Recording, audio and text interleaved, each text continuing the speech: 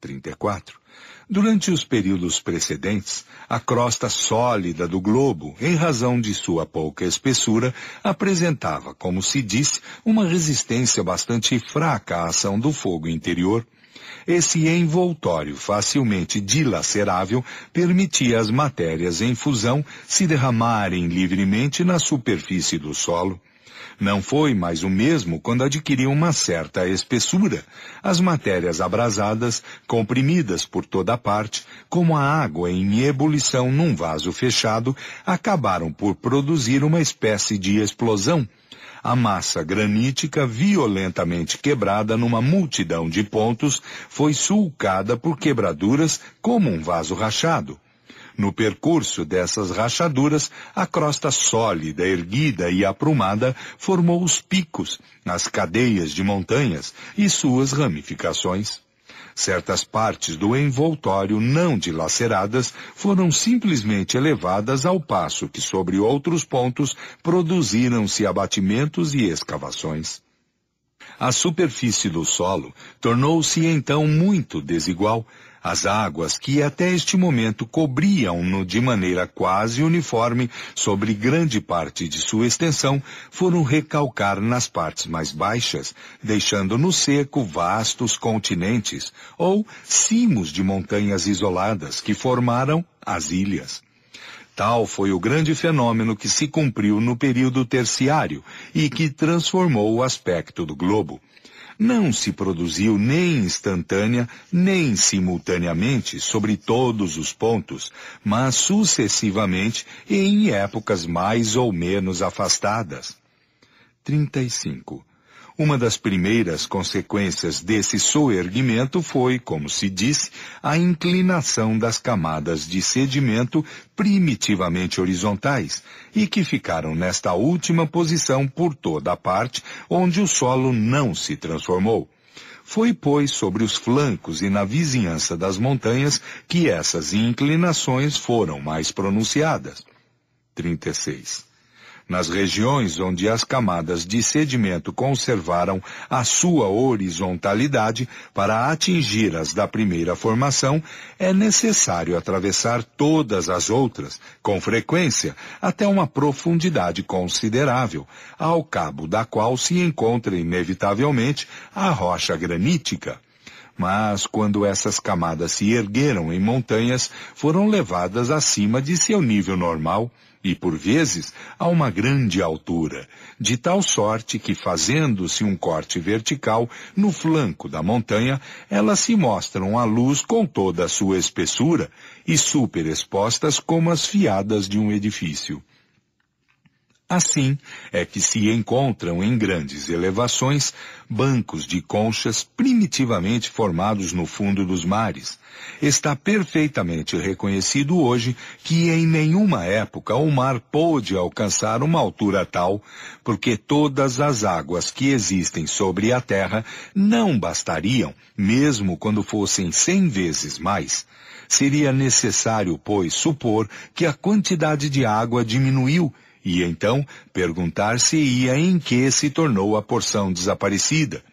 Os soerguimentos, que são hoje um fato incontestável, explicam de maneira tão lógica quanto rigorosa os depósitos marinhos que se encontram sobre certas montanhas. Nota. Encontraram-se camadas de calcário com schífero sobre os Andes da América a 5.000 metros acima do nível do oceano. Fim de nota. 37. Nos lugares onde o soerguimento da rocha primitiva produziu uma fratura completa do solo, seja por sua rapidez, seja pela forma, a altura e o volume da massa erguida, o granito se mostrou a nu como um dente que fura a gengiva. As camadas que o cobriram, erguidas, partidas, retificadas, foram postas a descoberto. Foi assim que os terrenos pertencentes às formações mais antigas e que se encontravam em sua posição primitiva, numa grande profundidade, formam hoje o solo de certas regiões. 38. A massa granítica, deslocada pelo efeito dos soerguimentos, deixou, em alguns lugares, fissuras por onde se escapa o fogo interior e escorrem as matérias em fusão. Esses são os vulcões. Os vulcões são como chaminés dessa imensa fornalha, ou melhor ainda, são válvulas de segurança, as quais, dando uma saída ao excesso de matérias ígneas, preservam de comoções muito mais terríveis, de onde se pode dizer que o número de vulcões em atividade é uma causa de segurança para o conjunto da superfície do solo. Pode-se fazer ideia da intensidade desse fogo, pensando quantos vulcões se abrem no próprio seio do mar, e que a massa de água que os recobre e penetra não basta para extingui-los. 39. Os soerguimentos operados na massa sólida necessariamente deslocaram as águas que recuaram para as partes ocas, tornadas mais profundas pelos levantamentos dos terrenos emersos e pelos desmoronamentos.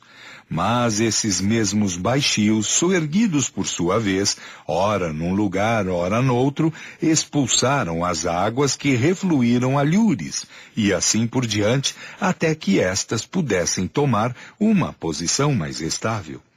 Os deslocamentos sucessivos desta massa líquida forçosamente cavaram e acidentaram a superfície do solo. As águas, em se escoando, arrastaram uma parte dos terrenos de formações anteriores, postas a descoberto pelos soerguimentos. Desnudaram certas montanhas que delas estavam recobertas, e deram à luz sua base granítica ou calcária. Vales profundos foram cavados e outros cobertos. Há, pois, montanhas diretamente formadas pela ação do fogo central. São, principalmente, as montanhas graníticas. Outras são devidas à ação das águas, que, arrastando as terras móveis e matérias solúveis, cavaram vales ao redor de uma base resistente, calcária ou outra qualquer. As matérias arrastadas pela corrente das águas formaram as camadas do período terciário, que se distingue facilmente das precedentes, menos pela sua composição, que é quase a mesma, do que pela sua disposição. As camadas do período primário, de transição e secundário, formadas sobre uma superfície pouco acidentada, são quase uniformes por toda a Terra. As do período terciário, ao contrário, formadas sobre uma base muito desigual e pelo arrastamento das águas, têm um caráter local. Por toda a parte, cavando a uma certa profundidade, encontram-se todas as camadas anteriores na ordem de sua formação, ao passo que não se encontra por toda a parte o terreno terciário, nem todas as camadas deste. 40. Durante os transtornos do solo, que ocorreram no início deste período, concebe-se que a vida orgânica sofreu um tempo de parada, o que se reconhece na inspeção dos terrenos privados de fósseis. Mas, desde que veio um estado mais calmo, os vegetais e os animais reapareceram. Tendo mudado as condições de vitalidade, a atmosfera mais depurada, viu-se a formação de novas espécies de uma organização mais perfeita. As plantas, sob o aspecto de sua estrutura, pouco diferem das dos nossos dias. 41. Durante os 2 períodos precedentes, os terrenos não cobertos pelas águas ofereciam pouca extensão e ainda eram pantanosos e frequentemente submersos. Por isso não havia senão animais aquáticos ou anfíbios. O período terciário, que viu a formação de vastos continentes, caracteriza-se pela aparição dos animais terrestres.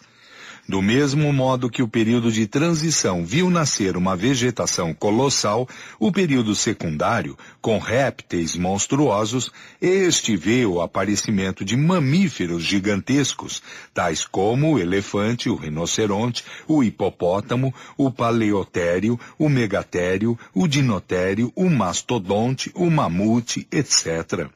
Estas 2 últimas variedades de elefantes tinham de 5 a 6 metros de altura e as suas presas até 4 metros de comprimento.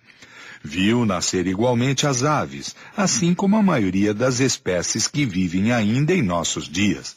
Algumas das espécies dessa época sobreviveram aos cataclismos posteriores. Outras, que são designadas pela qualificação genérica de animais antediluvianos, desapareceram completamente, ou bem foram substituídos por espécies análogas, de formas menos pesadas e menos maciças, das quais os primeiros tipos foram como os esboços. Tais são os Felis speleoa, animal carnívoro do tamanho do touro, tendo as características anatômicas do tigre e do leão. Os cervos Megaceron, variedade de cervo, cujos chifres de 3 metros de comprimento eram espaçados de 3 a 4 metros em suas extremidades. Período diluviano. 42. Este período é marcado por um dos maiores cataclismos que transtornaram o globo, mudando ainda uma vez o aspecto de sua superfície e destruindo sem retorno uma multidão